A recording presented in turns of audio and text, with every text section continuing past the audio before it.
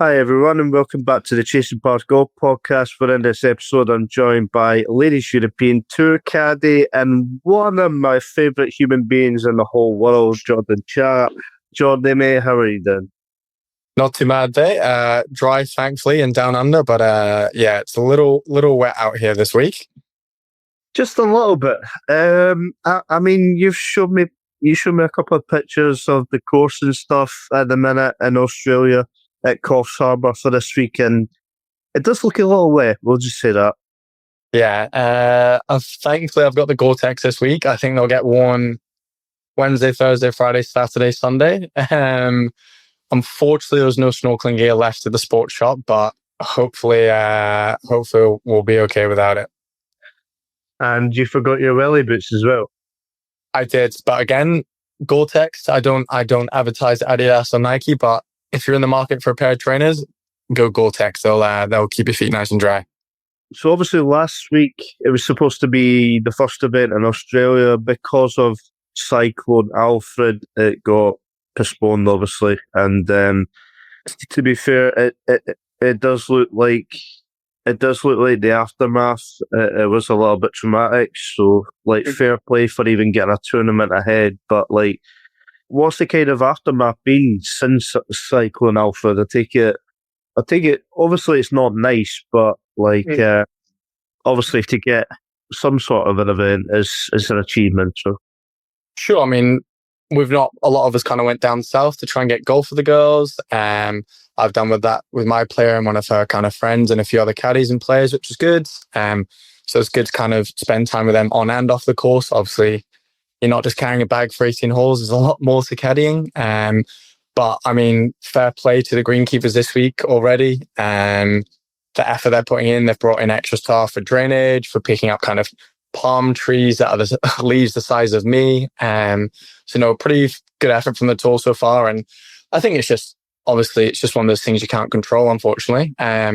It's not something you hear often of, but fair play to the tour and definitely the green stuff. And yeah, hopefully we can get as many of the 54 holes that we got scheduled so far. Yeah, I mean, when you were telling me earlier that even today, so it's currently 8:18 in the evening, I believe, in Queensland, is that right? Even when you were on about this morning that basically you're not allowed in the course till Wednesday, that's a strange one, but yeah, it is. I think it's just trying to give it the best chance to play. It's like in cricket, we're trying to keep the covers on the pitch as long as we can. We'll try and scrape off as much snow when it snows in Edinburgh for December for a football match. So, I mean, you just got to kind of give it as much chance for it to go ahead. So, yeah, we can't do a lot of preparation. I mean, I've not really been able to spend time in the greens, check numbers on the fairways, see where your misses are around the course. But look, might get 9 holes in tomorrow. You spend that time and, yeah, you just kind of prepare the best you can. It's different every week, to be honest. Yeah, and in terms of this week, obviously with the amount of rainfall and stuff, the greens are wet. Do you expect it to be very soft, very receptive greens? Yeah, I think it's where your ball lands, you're going to find a pitch mark or maybe a crater, and you'll be within that 3-foot radius. Maybe if you land it downhill, you might get a bit of raz, but I mean, it's going to be a lot of kind of green light golf, if that makes sense. The greens are small, don't get me wrong, from what I've seen from the edge of cart pass, but with it being maybe 3 rounds, maybe even 2, it's just going to be green light who can go birdie hunting in Coffs Harbour.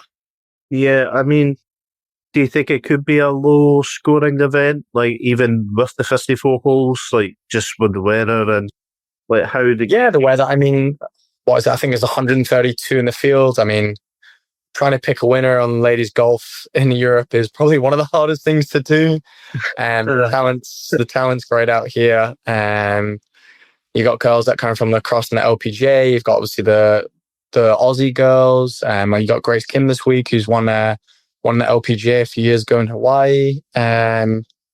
So I mean, look, there's always good quality. There's always girls that will go low, and you go, "How she shot that?" But every week you just get kind of used to a score that you just have to look at twice. It's just the way it is in ladies golf. It really is. Yeah, I mean, I kind of second that, to be honest. Like every week, you seem to see at least someone shoot maybe 7, 8 under. Like it's just the norm, isn't it? I know I can't even do it on the PlayStation, and it's set on easy mode. I'm kidding me. These girls are honestly built different. I mean, you might be like, oh, the men smash it far, but give them a hybrid and they'll get up and down from 180 yards. It's pretty interesting to watch sometimes. And so, in your time in Queensland at Coffs Harbour, how have you been kind of like coping with the weather situation and stuff? Like, I believe you got your PlayStation and stuff, haven't you? Yeah, I do. So PlayStation's here. We got the Amazon Fire Stick, so don't go telling anyone high up in the UK or they'll come to my house and arrest me. So we had a bit of Newcastle, West Ham this morning, so had to give that a watch for Isak in the fantasy football. Unfortunately, he blanked, but still had a good week. Watched the season of Ted Lasso with Ryan, who I'm sharing with this week. So, I mean, you just got to find just things to keep yourself busy. I'm sure there's plenty of other things that people are doing, caddies and players, but no, that's mine. Bit of sport, a bit of Ted Lasso tonight after this. And maybe some more food. I'm always hungry, so we'll be fine. The Aussie's always hungry, mate. I know. Get some Tim Tams in. Oh, honestly, they're on special at Coles at the moment. $3 a pack of Tim Tams. We had 2 packs last week, and when we went down to Newcastle, they last about 3 days in the fridge. So yeah, they don't last long around here. Oh man. So when it comes to the PlayStation, what's your kind of go to? I believe you got the PGA Tour game as well. Like, how's that? We do. Might have to set up to the clubhouse to kind of keep ourselves ticking over if it starts pouring and we get called off the course. So no, we'll wait and see. But there's Champions League obviously on. I'm not sure when people will be listening to this. Obviously, Liverpool PSG second leg. So maybe Liverpool win, maybe they don't. But we'll try and get that on in the morning as well. Morning football in Australia, Champions League. Perfect. You wake up, you get your granola, a bit of milk and yogurt. 7 a.m. You got Liverpool PSG. Never Walk Alone turned up loud. What more do you want, Craig? I mean, fair, definitely. So obviously you've like after this week you've got another event. Is it in Sydney coming up as well? Yep, so the girls go to Sydney, and then there's kind of a week off, and then there's a couple of events in South Africa. It takes it kind of through to April time, and then before you know it, kind of start of May, you're into the European stretch. I mean, can't believe it's already halfway through March, if that makes sense. It still feels like New Year's was only a couple weeks ago, sorry. So, no, the season comes around quick, that's for sure. Yeah.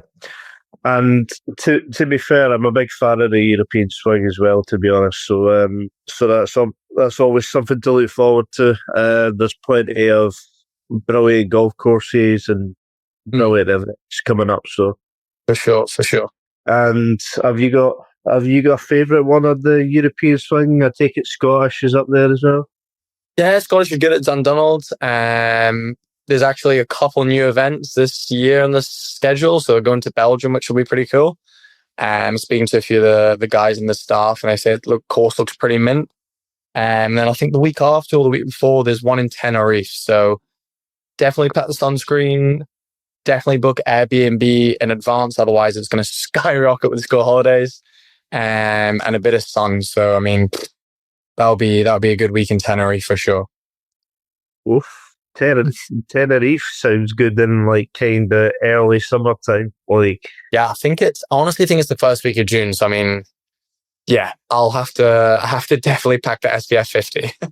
Mate, you were born in Australia. You should be able to cope with the sun. I know, but living in Edinburgh and Scotland, the sun only comes up about 6 days of the year. So normally it's a rain jacket and rain pants on there. Not a lot of sun that gets seen too recently. Do you want me to share the story when you were back home in Perth it was 30 degrees? When you come back home in Edinburgh, you're fucking moaning your tits off about being... I know, I went from watching the cricket with a beer in hand at 30 degrees back to freezing Edinburgh at 3 degrees. So it was a bit of a decimal point swing, but I mean, I love Edinburgh. It's where I started caddying 10 years ago, down at Gowan, kind of East Lothian. So no, it's definitely got a place in my heart, that's for sure. It was actually -3, but I'll let you away with it. Obviously, you got a big affiliation with Edinburgh. Obviously, I've met you a few times as well, and I like brilliant, brilliant guy. But like, how did the idea of coming to Edinburgh first come about? Sure. I think obviously kind of with parents and stuff, my dad having his own business, he kind of could take away he wanted to. So kind of moved back to Edinburgh full time when I was 16. Did my last couple of years of school and then went through to uni, but kind of fell into caddying during the kind of last years of school summer holidays. So kind of having 7-8 weeks off from school, instead of playing golf, I was like, why not carry the bags for kind of rich Americans and save up a bit of beer money? So it kind of started. And then before you know it, we had the Ladies Scottish Open in 2018, which was kind of my first taste of professional golf. So that was kind of, it was a good taste for it. And then after that, it was kind of see it as a career path, if that makes sense to you. Yeah. So how did that kind of come about? Like obviously you're a pretty decent golfer in your own right. So I take it was just gaining that extra knowledge, you know, to know the craft of being a caddy.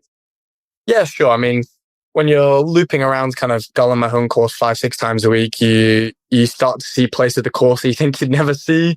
And then obviously you spend a lot of time on the greens and wind directions. And you just kind of, it's funny, you get people ask you, oh, how'd you get into golf caddying? You go, bloody oath, like everyone's got a different way, if that makes sense. One of their best friends from school and he carries his bag and before you know it, he's caddying on the PGA Tour with him. Or you've got a brother-sister combination like Lynn Grant and brother's been caddying the bag last year and a half. So there's always different path routes. It's not like going to uni, you do your bachelor's degree and you can slide into accountancy.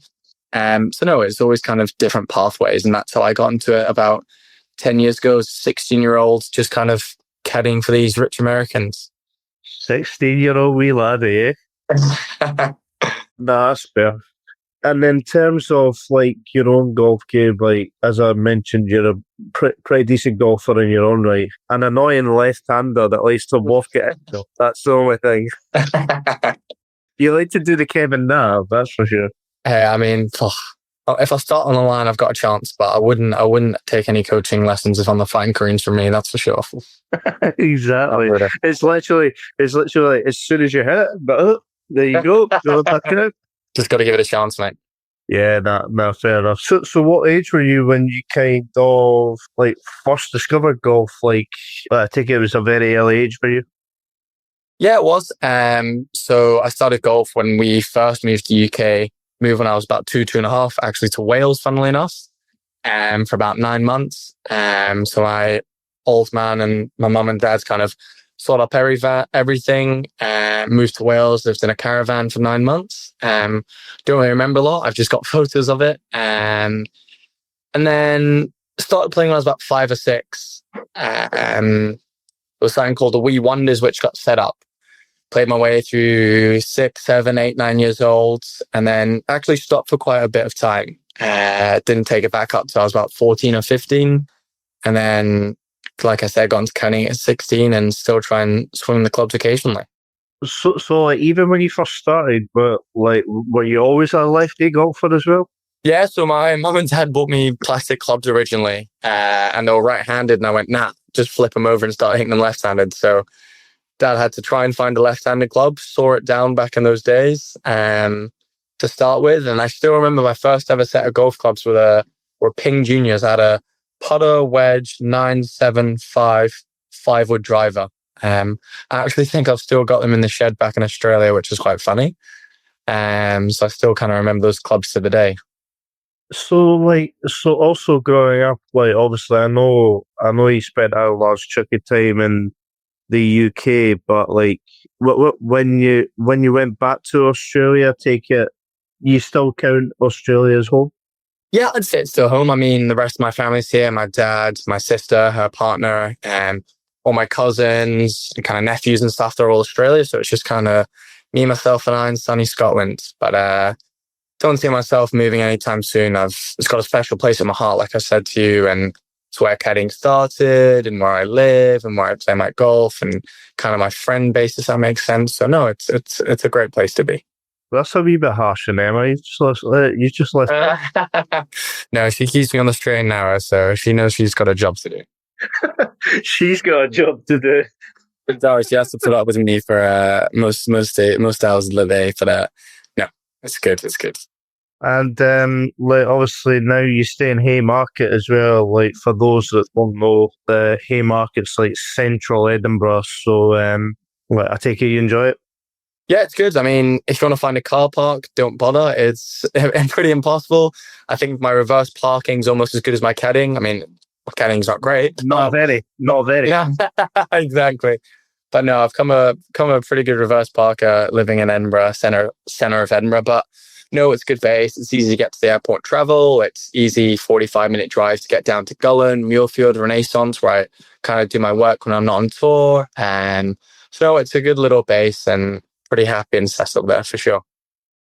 I mean, to be fair, it is Edinburgh. It is a pain in the arse. So, especially like when the rugby's on. Like, obviously, I know you're like, I know you like the rugby, you like cricket and stuff. Like, especially with the rugby, like when Murrayfield being not too far away can get a little bit on the busy side. But yeah, for sure. But I mean, it's good to kind of, it's one of my switch offs, if that makes sense. I mean, it's not just for golfers, caddies as well. You need things to kind of, when you're off the course, have a little reflection and then just kind of switch off. You can't be thinking about that club you gave on the 13th hole for more than it just happened, right? You can't keep those things on your mind or you start doubting yourself and then that can affect your player, it can affect your confidence. So it's nice to have things to switch off, and one of them definitely being rugby, watching the rugby.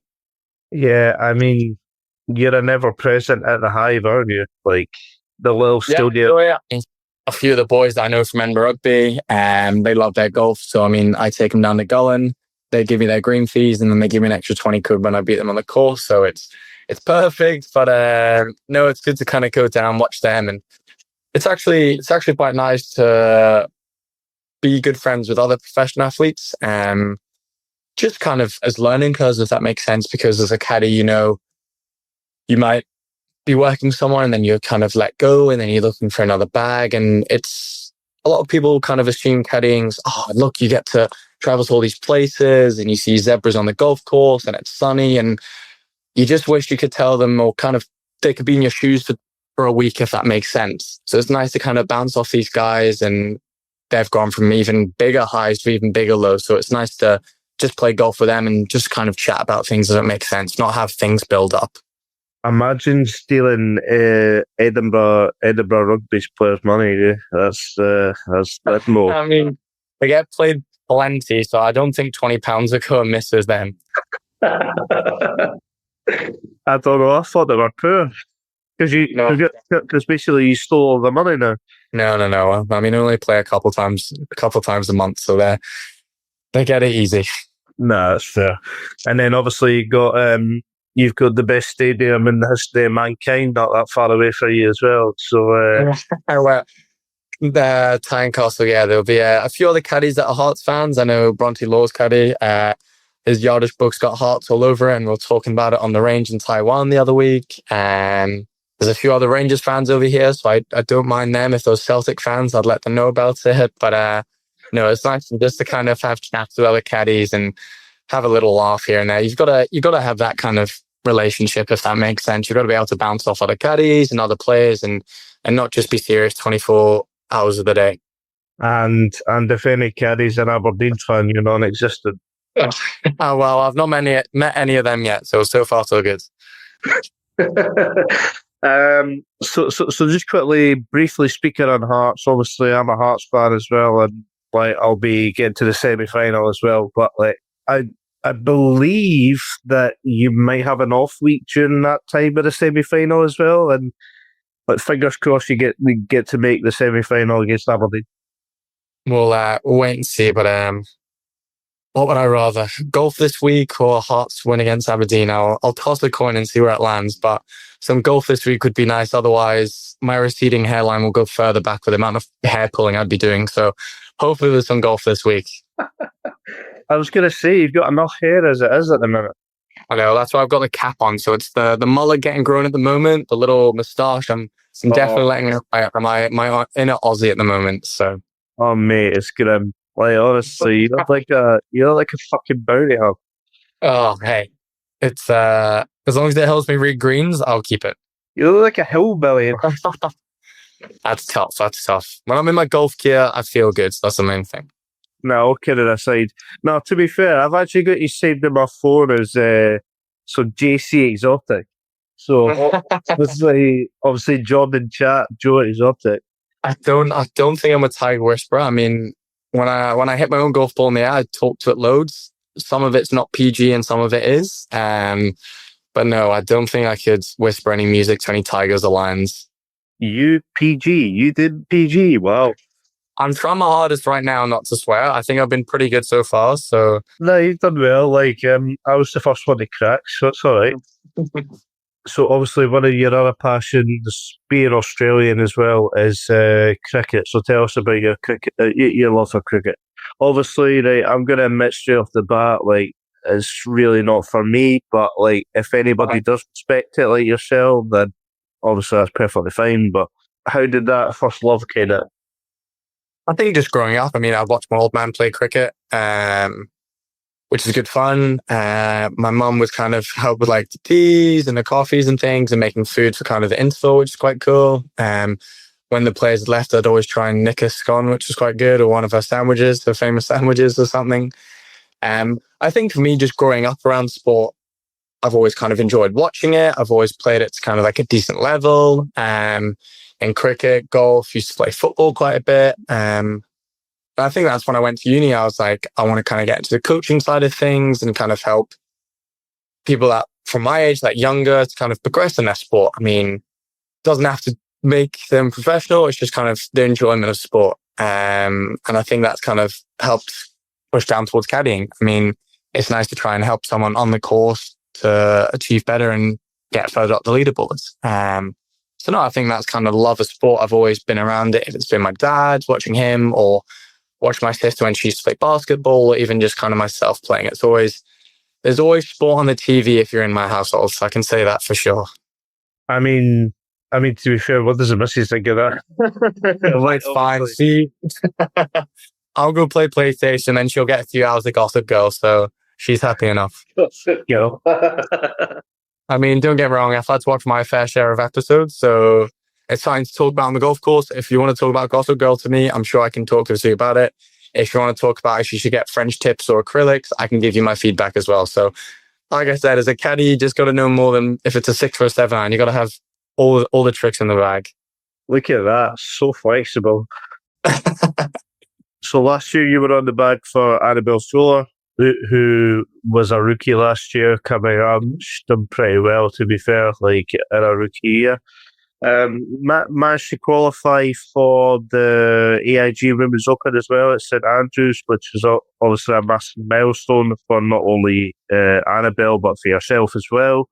Talk about when you qualified through the final qualifiers at Crail, like the sense of achievement after that. Sure, I think it was just kind of going down 18 in Crail, you know, like you got to look at the leaderboards. It's kind of birdie festing, if that makes sense, the Monday at Crail. We made a great par on 17 on a par 3. She rolled a great par, and then you get to 18, you see the leaderboard, and you're like, right, 4, we should get our pars for the Open. Sunk a 25-footer down the hill. She'd probably say it's 35, but I'll make it 25. And then it's just that realization that you're kind of going to your first major as a caddy. So it's quite nice. You kind of take it in, but at the same time, you're there to work, if it makes sense. But like you said, pretty special. The home of golfers, it being your first major for a caddy, her being kind of her second, having qualified to one before. No, it was pretty special for sure. And obviously Scotland being your second home as well, like that must have been like the ideal one for yourself. Like it just doesn't get any bit bigger than that, really, to be honest. No, of course. And I mean, you just kind of look back from doing that Saturday 4 p.m. round the Garland and going, why am I here? To still in that first year at St Andrews, and you've got the Royal Lake signs up, and you've got a few T's in your bib, and you've got them reading out your player's name, and you've got kind of our family, friends. It's pretty surreal. But at the same time, you pinch yourself, you get your head down and you work. Like you say, yeah, couldn't have written it any better. And to be fair, that week it was a bloody good crowd, to be honest, like all 4 days. Like very, very good. Yeah, it really was. I mean, especially with the weather, it was, as probably some of the listeners know, it was blown a hoolie, as I like to say in the Alaman. It was windy, but no, it was a great turnout crowds, great atmosphere on the Friday night when Tom Grennan played the concert. So it was just good for ladies golf. I mean, like you say, yeah, you can go watch these guys bomb at 350 and stuff like that. But at the same time, you're watching these girls hit kind of long irons, hybrid, shaping it into the wind. It was pretty good golf, that's for sure, in tough conditions. Yeah, I mean, to be fair, like when you, so when it's like playing how it was for like pretty much the full 4 days, how do you need to kind of like adapt, like in weather conditions as bad as that? Like how hard is it? I think I'm quite lucky having grown up in Scotland. I've been exposed to some days like that. I think it just reinforces that where your misses are, if that makes sense. You know, you stood on the hole going, fuck, if you make a par here, you're gaining strokes on the field. So it's just reinforcing that misses. It's reinforcing that, look, if you don't quite catch one and the wind gets it, it's not the end of the world. It's just positive reinforcement. Every player is going to react differently. So having kind of worked with your player, you know what they like, you know what they don't like. And it's just positive reinforcement, to be completely honest. And yeah, just bounce back ability. You just got to keep a smile on the face. You know, you can make a bogey from nowhere, from having a wedge in hand in those kind of winds. And just having that ability to scrape it off, lift your head back up, maybe have a sip of water and just reset, and you go to the next shot. Especially in conditions like those. And then that week as well, when you're pretty much having the 4 seasons in the one day, like there was howling wind, there was rain, there was sun, there was, you name it. Like to be fair, when I was walking the Friday and the Saturday on the course, when I was getting battered by the wind, still ended up getting fucking sunburned. Yeah, only Scottish people can do that, Craig. Don't worry. I mean, I think that's pretty good achievement, to be honest. Like, but like considering there was like howling wind as well, and I think the sun only came out for like about an hour if you're lucky. No, it was tough for sure. And speaking of sunburn, what's that on your left arm? A little bit of colour. I mean, I looked a bit more like a Squish'em sweet at the end of last week, but it's turned into tan, thankfully. And drumstick squashy by any chance? They don't. I mean, if they want to, shout out to them. Shout out to Drumsticks and Squish'ems. Great sweets, refreshers as well. But no, SPF 50. When I get back, I need to top my bottle up. Like obviously, I take it at the minute the sun's out. Like in Australia, like we all know the weather isn't the greatest, but like is the sun out at the minute, and like do we expect quite a few days of sun in the coming days? I think the evenings look a lot wetter, so the days are pretty dry, which is good. I mean, every time there's a bit of rain, your percentages drop down of how many holes we're going to get. But like I said at the start of this podcast, the groundkeepers are doing a class job, and just hopefully we get rewarded from their work with some holes. So who have you got on the bag this week? Because at the start of the season, you had a few events with the experienced Perrine Delacour. Yes. First of all, how did that go? Like in terms of like maybe like learning different things from someone like Perrine to, Sure. I believe it's Megan Dennis this time, isn't it? Yeah, spot on. No, Perrine reached out to me end of last year when I was back in Australia. So I just decided to do the first 3 events of the season. But it was good. It's just nice. You know, you always want to kind of work with different players, if that makes sense. Not always like the better players. I mean, if Nelly called or Lydia called up, I mean, it'd be pretty hard to say no to. But no, you want to push yourself, and you want to work with these girls that won on LPGA, and then Perrine won on LET last year. And you want to work with these girls and show what you're about, and kind of show your experience and show what you can have to offer. So that was kind of good exposure, kind of learned from her, and which is quite nice. She actually gave me some feedback and learned a few things from me, which she's been on tour for 8-9 years, and she said, I've never looked at something like that in a yardage book, or I've never noted this down. So it's nice to always have feedback, positive and kind of stuff that you can work on. I don't really like the word negative, but maybe it's kind of factors to alter. And then, like you said, LET kind of access. I think Megan kind of came top 5 or 6 in the order merit with a win last year. So, no, it's been good. I mean, we were supposed to play last week, but we've spent kind of 5-6 days down in Newcastle. So we got some golf in, got a bit of social time off the course as well, which is, I think, actually perfect between both of us. It's obviously important to get on with the player on and off the course. So it's good to kind of socialize, see what she likes, see what she kind of does practice-wise, playing-wise. So no, it was a great week last week, and then hopefully kind of actually get some caddying this week. So when a player is seeking a new caddy, or seeking a new set of eyes as such, how does that kind of process come about? Is it via email, or is it via phone call? How does it kind of work? Sure. I mean, there's a few different ways. For example, Perrine reached out to me on social media and messaged me, and then kind of talked through WhatsApp. With Megan, it was through an agent. So contacted me, and then we kind of had a phone chat on the call, and then a chat with Megan and the agent. I mean, there's no right or wrong way to go about it. I think the more time you spend on the driving range, the more people that see you. Sometimes caddies kind of across the pond, like in America, it's a bit like a circus wheel. You know, you hop on one stop, you get off of the other, and then you get back on a different stop and you hop off there. So there's always doors closing. There's a saying as soon as the door closes, there's going to be a window that opens. So you just got to stay positive, stay quiet, do your work, and just kind of see what happens.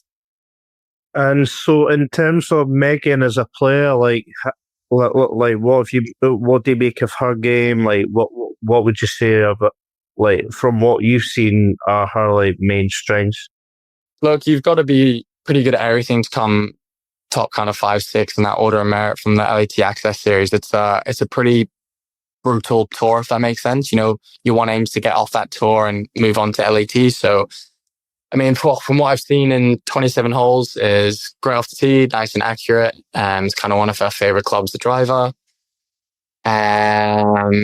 Decent ball striker, can chip the putt. I mean, it's like all these girls on tour, Craig. I mean, they can all do everything pretty well. You just hope your putts drop, you get up and down from a few dodgy spots, and hopefully lifting that trophy at the end of the week. So, no, we'll see how this week goes. Fingers crossed with Megan. It'll be nice to actually work with her on some competitive golf. But no, we'll see what kind of comes from that. So, in terms of your own season, obviously, as I mentioned there, you were with Perrine for the first few events. Morocco's a little bit of a dodgy one, wasn't it?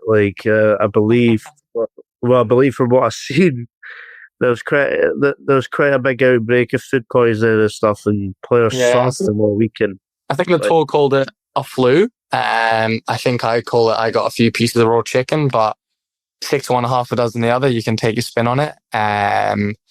But no, I mean, Morocco, I've got good memories around there from the year before, working with Pranari Uris. At the start of the season, nice top 5 there. But no, great course. I moved on to Saudi, where the greens were different. I'll put it that way. They were bouncing a bit more than I'd probably say at a kid's party with a trampoline. But no, and then went to Taiwan, and I've seen some flags on greens and slopes that I'd never seen before. So I think the first 2 weeks have been quite eye-opening. It's nice to throw back into the deep end into the season, but yeah, I feel like I'm still swimming in Australia with how wet it is, but hopefully just kind of get the ball rolling with some golf this week. Yeah, I mean, to be fair, I heard from Ginger and stuff as well that Saudi was a fucking joke. Like we say at the start of the podcast, there's girls that still go shoot low. I mean, I was grouped with Annabell Fuller, Lynn Grant, and they both went pretty good. I mean, Annabell had a great kind of third finish solo, which was really good to see. Still chats her a bit, still good friends with her. I mean, you always want these girls to do well, so it was good to see that. But no, I mean, like you say, Saudi greens were difficult. girls still win at 10, 11 under. There'll probably be someone that will shoot 10, 12 under this week. And it just comes back to the point with how good these girls really are. They can turn up to courses that are difficult and shoot the lights out. So in terms of tour life, like obviously I know you're very well liked and quite popular, and like obviously you got that. What's the word I'm trying to say? Is it eccentric personality? We'll just say that, something like that. Duracell bunny, I think he's probably a way to describe it. Yeah, the Duracell bunny personality. There you go. When it comes to like obviously your network of friends that you gained, like from your time caddying, like is there any specific groups that you kind of associate with more than the others? Like it seems pretty divided, to be honest. Like from what I've heard. To be honest, mate, it's like it's like walking 30 guys and girls into a room and saying, right, go find people you like, or go find people you get on with. There's no right or wrong way of doing about it. I mean, you're going to graduate to some people because maybe you watch rugby, or you're going to graduate towards some people because you both live in Sheffield or something. You know, there's no wrong or right ways about it. I mean, look, you know, the caddies go out for big group meals. We did last year in the cellar. And I mean, you get on with everyone. Just be friendly, be honest. And no, I don't think divide's maybe the right word. I think it's just maybe there's little groups that kind of spend more time with each other. And I think that's totally the right way to do it. I mean, I spend most of my time with kind of 3 or 4 other guys last year. One's moved to the DP Tour, and 2 are on the LPGA, who are both just working in China. So, I mean, my group is like a little boy band. It's been ripped up, but I've got kind of a few other people that I'm staying with. And no, it's all good. Johnny's a bit too old for a boy band, isn't he? No, he's the one that all the kind of older chicks go for, I'd say, with Johnny. If he gets a good trip to Turkey to fix that hairline, he'll be shrugging the women off. Aye, he's basically, not to be fair, I think if he is listening, then, well, first of all, Johnny, like, hope you're well. Like, obviously, it was your first experience of China, and hopefully you gain brilliant experience from that going forward. But yeah, I don't know, he's got a look about him that maybe the grannies would go for. I'm not even gonna fathom that. I'm just gonna leave that comment to drift away, Craig. No, to be fair, I'm probably not listening. So, like also, I'm taking the piss, but no, definitely. No, obviously, Johnny's a great guy. I know, obviously, you're very good friends with Alex as well, Ginge. Obviously, he's went to the LPGA this year again, and well, made the cut last week in China. So, yeah, good start to him as well with Annabell. No, definitely. Who else do you kind of like, mainly associate with? So you got Swedish Nick as well, is that right? Yeah, Swedish David Getty, he gets called. He definitely went after the women. Yeah, those sunglasses of his are second to none, I can say that much. But no, I've also got Ryan, who I'm staying with this week, who's just walked in. So kind of staying with him. His partner's playing this week, Perrine Delacour. I think I absolutely butchered that name, but no, staying with him this week, and then we'll see what happens in South Africa, etc. But no, you just kind of look, you get to the course, you do your work, you keep your head down, you say hi to a few people, and then you just kind of come home. So no, there's different people you can stay with and kind of socialize with. No, that's fair. So obviously you've got South Africa after this. We've got any fingers crossed all goes well, but like, do you see yourself caddying in South Africa? Yeah, hopefully. Just got to kind of sort a few things out, speak to a few people regarding that. So go to South Africa for a couple of weeks, a couple of weeks at home, which will be nice. Korea, Netherlands, and before you know it, it'll probably already be the end of season event. It generally goes so quickly. Yeah, and like in the South African swing, like especially with the wildlife and the nature and stuff, I think that's something you enjoy deeply. Yeah, I mean, a few of the boys went on safaris last year, which was pretty cool. I was lucky to go to Kenya last year, where I had zebras walk on the fairway about 10, 12 meters away from me. So, I've definitely seen my fair share of wildlife while working. the ducks are having an absolute party this week in Australia with the puddles and bigger lakes. So no, it's been pretty lucky when you go to some spectacular places. You seen any koalas yet? Not yet. I've told a few of the girls about drop bears to be careful about them. They jump on you from the high trees. A few of them believe me, a few of them didn't, but keep your eyes out for the drop bears on cameras this week. And when it comes to the kangaroos and stuff as well, they honestly, they look like evil bastards. Like, they're absolutely jacked. No, there's a few bigger ones. I mean, I'm not a big guy. They make me look small. But no, when they get on the back legs and tail, I'd maybe start walking the other way. You can always get another Pro V out the bag. If they approach your ball and they're like pretty much standing up, like they want to fight you. Honestly, it's like when you go to Spain or Portugal and you put one in the water, the par 3, the guy appears with a bag of Pro Vs, he goes 20 euros for 10. The kangaroos don't even offer you money. They just say, that's my golf ball now. So that's my tip for the week. So in terms of like this impressive mullet you've got on as well, like how did that come about? Like I know you've had it for ages now, but I don't know if it's impressive. It's growing, but I mean, it waggles at the back. But no, I just don't know. It just brings out my inner Australian. It actually helps with the sunburn. My neck's pretty well covered. I don't need to waste any sunscreen back there on my neck. But no, I'll keep it growing, but it does need a little trim up in the next week or two. Yeah, and obviously take inspiration from Cam Smith, probably. Exactly. If I could hit the ball like Cam Smith, I'd be on live as well. Or you can putt the ball like Cam Smith. Yeah, if I could even walk like Cam Smith, I'd be happy. I mean, my left knee's hanging on for dear life already. Really? Oh man, I'm getting old. Carrying these heavy bags. I'm only about 65 kilos dripping wet, so the bag's at about half my weight. So no, it definitely takes its toll on me. No, I know. I didn't want to mention it, but you're a wee bit scrawny, mate. No, I'm kidding. That's fine. Well, I was actually lucky at the British. If it got any windier, they weren't going to let me caddy. I would have been blown away with the umbrella. So lucky I didn't get any windier.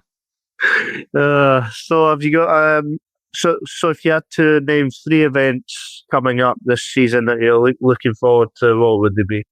I'm actually looking forward to that one in Belgium. For what I'm hearing, speaking to a few of the LET staff, it's a great course, got some good sponsors, might even be kind of an elevated prize fund. I think another one's Scottish. It's always nice to go back to Dundonald's. It's not your typical links course, but it can play tough with the wind and the kind of elevated greens and par 3s and things like that, and had a few kind of good memories around there. And I think one more. I'd probably say the Jabra or Evian. Same course, 2 different events, obviously one being a major and one being an LAT event, but great course, obviously kind of right next to the kind of Lake Geneva. You can see it. It's pretty stunning views and kind of, it's a good test as a caddy. You can play it aggressive, you can play it defensive.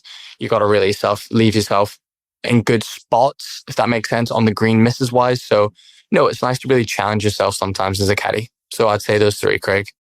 Yeah, and in terms of the Scottish Open, do you believe it should be like a alternate basis, like between different courses, or do you think that like a permanent move at Dundonald will suit? What's your thoughts? Like, obviously you got like Gullin, you've got like all these other like old Open Championship courses that you can use. Like, sure, I think it's good when they rotate it. To be completely honest, I think it's staying at Dundonald's result kind of occurred due to the men staying at Renaissance. You obviously got the owners at Renaissance, the brothers. Can't remember the last name, even though I work there. I've slipped my mind. The brothers obviously kind of elevated the course, elevated the prize fund, and really kind of tapped into their American connections, where they're based to kind of get some of these bigger players like Justin Thomas and Ricky Fowler to make appearances. So I think having that happen to the men's, it's a bit of a shame. Obviously, it used to be at Loch Lomond for a good 4 or 5 years back in the days. But it'd be nice to kind of rotate the courses around. It really kind of highlights to the quality of courses they have in Scotland, which kind of can increase tourism, increase the visitors to Scotland, and just kind of increase the economy of Scotland. So it would be nice to see it moved around and keep it fresh for the men and the ladies. So in terms of yourself again, like in terms of your own golf game, like what's the best round that you've ever like shot? Like it could be tournament or a practice, whatever. Sure. I played with the boys start of this year. It was a 4-under 67 round goal in number one. So I think I've put the clubs away for the year. That will do for 2025, and I'll bring them out again next year. No, I mean, that's pretty good going, to be honest. Like 67, that's pretty impressive. I mean, you sound delighted at that. I mean, it should have been about 65, but I threw back 17, so it still scars me. But no, I mean, if Megan could shoot 367s this week, I'd be bloody delighted. So I'd rather she shoots the 67s than I do. So in terms of like the Caddy Association, if you had to name like, so like the best dressed and who's got the best taste in music, like who's the best cooking stuff, like best dressed, I think Squash is great. He matches up his colours really well. Who cares for Emma Spitz? He's about 4'5", mate. No, he's closer to 5 foot than you reckon, I think. He's very well dressed. I think Nick, so bagels we call him, when he wears those orange sunnies, I feel like, is he caddying as he at the Paris Fashion Week? We don't know half the time. Going to best cook, I'm gonna throw my hat in the ring. I think I make some of the best nachos, and yeah, I'm gonna put my hat in there for one of the best chefs. Ginger's a good chef. He's a good cook, but he has to start about 3:00 for it to be ready at 7. So if you're staying with Ginger, please ask him to start cooking early because it takes forever. No, to be fair, he does have that Asian influence. Obviously, his other half is Korean, so it's always good. I believe you're asking him for tips. I believe you're asking him for tips as well when it comes to Korean cooking. Is that right? I mean, honestly, I carry shoe spray to make my shoes smell less. I think he carries around a bottle of soy sauce wherever he goes. He loves it that much. That's fair. In terms of who's got the best kind of taste in music, like from what you know? I'm going to dip my toes into players' music taste. I think Annabell Fuller's music's very good. She's got a bit of country, having spent time in Florida, loves a little AirPod when she warms up. Who else has got good taste? Who's got bad taste, maybe? I don't know. I'm going to go Annabell Fuller for music taste. Oof. No, that's fair enough. Who would you say is the funniest on tour? Oh, funniest on tour. Do you know what? Fellow Aussie Kirsten Rudley, I think she's pretty hilarious. She's straight to the point, doesn't beat around the bush, and yeah, great girl, great golfer. I reckon if you were going to put a bet on or a tip if I give you a tip for the year, I reckon Kirsten will get a maiden LET win. I mean, she's put herself in great positions last year. Her game's strong, and she's a funny girl. So anytime soon, certainly she'll be lifting a trophy this year. Yeah, I mean, to be fair, she had a couple of chances last year. Like, she just got beaten in a playoff by what seemed like a relentless Chiara Tambolini, like in that part of the year. Like, it's. I mean, she's given herself opportunity. I believe she finished just outside the top 10 as well. So, like, obviously for her, unfortunate, but it's something to improve on, I guess. So you never know. The win may come. She could very well do well these next 2 weeks. Obviously, being back home, she's accustomed to that. So we'll see what happens. But yeah, no, good player, very good player. And is she called Curly as well? Is that right? I actually don't know her nickname. I've not spent enough time with her, but no, I'll try and figure that one out this week and get back to you. No, that's fair. And in terms of your favourite course, Gullen is not included. So I'll go favourite course I've caddied and played. I think Trump Aberdeen, that was second to none. Playing off some of the back tee boxes, great weather, a little bit of wind. It was second to none.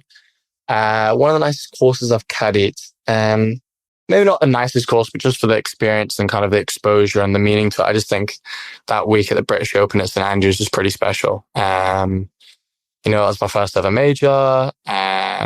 Kind of last time Mum ever kind of came and watched a golf tournament. So it's definitely got quite a special place in my heart.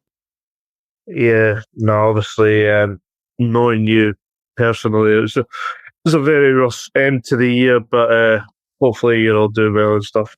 Like, Good to be standing back and busy, which is good. Yeah, well, obviously, you can put that out of your mind just on the golf course, or chatting shit to whoever, whatever. But yeah, obviously it's a distressing time, but no, it's good to see you back. Yeah, good to see you back on tour, mate. Appreciate it. I do appreciate it. Right, so it's currently 10 past 10 here, and I believe I presume you're going to be wanting an early night soon after walking the course earlier at Coffs Harbour. So, walking the course, watching Mo Salah score a hat trick, they sound pretty similar to me, so I might go for option 2. yeah, no, that's fair. And throw some PlayStation in there as well. I may do. Right, Jordy. Well, I'll probably have seen you at some point anyway. But for the time being, obviously, enjoy your 2 weeks in Australia. It's good. Even though it's Friday to Sunday, 54 holes, at least it's better than no golf at all. 100%, and hopefully kind of show what I can do on the course and just see what leads from there, mate. The one thing I think when I walk into that course is work hard, and every time you're on the tee box, it's a job interview to the other 2 golfers. So head down, work hard, and see where it gets me, Craig. Yeah, so enjoy Australia, then South Africa, then I'll probably see you back in Europe. I'm trying to get to a couple of events this year. I think possibly Czech could be a thing. Obviously, I've had Sarah Kuskova and Yana Melikova on, so that could be a pretty easy one to kind of get to. Obviously, Prague, it's not that far away. It's a little bit 2 and a bit hours or something. So. Few nice pilsners in Prague as well. So few nice pilsners, and then possibly Porthcawl if it does come about. That may be a little bit tough, but we'll see what happens. Definitely, even the Scottish. You can get to the Scottish, see how that goes, and then hopefully I'll be working down the British, and I'll see you there, mate. Well, to be fair, you only stay about 20 minutes away, so it's pretty easy. So exactly. No, thanks a lot for the chat, Craig. Appreciate it. Yeah, no worries, mate. All the best for this weekend. Obviously, I'll see you down the road. Always good to chat, and take it easy, mate. Perfect, mate. I'll keep in touch. Thanks again. Speak to you in a bit. Take it easy, even with that mustache. Wait, actually, just before you go, you're fucking combing your mustache just before you come on air. All those lady listeners, mate. Absolute stud muffin I am. Right, mate. I'll speak later on, okay? And on that summer note, see you later. See you, Craig. Bye. See you, mate.